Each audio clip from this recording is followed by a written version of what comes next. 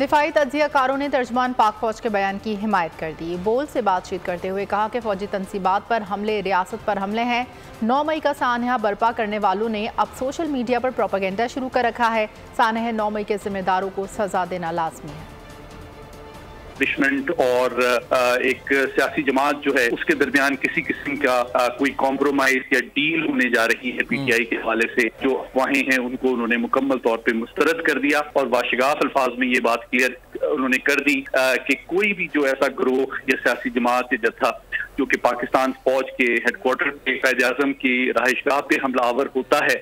تو ان سے کسی قسم کا کمپرومائز اور ڈیل پاسبل نہیں ہے۔ لیکن سب سے بڑی بات ہے کہ اگر ایک پولیٹیکل پارٹی فوج پہ الزام لگاتی ہے یا فوجی تنصیبات پہ حملہ کرتی ہے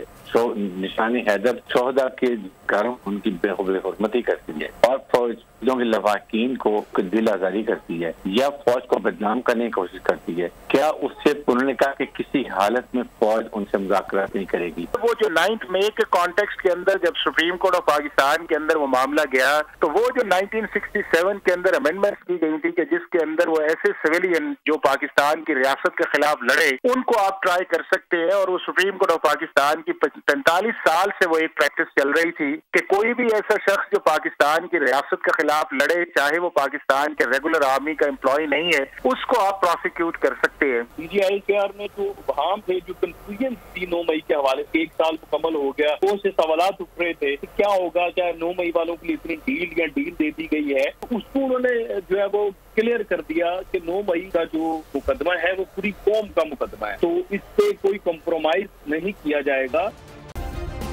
سبسکرائب کریں اور بیل دبائیں تاکہ کوئی خبر رہ نہ جائے۔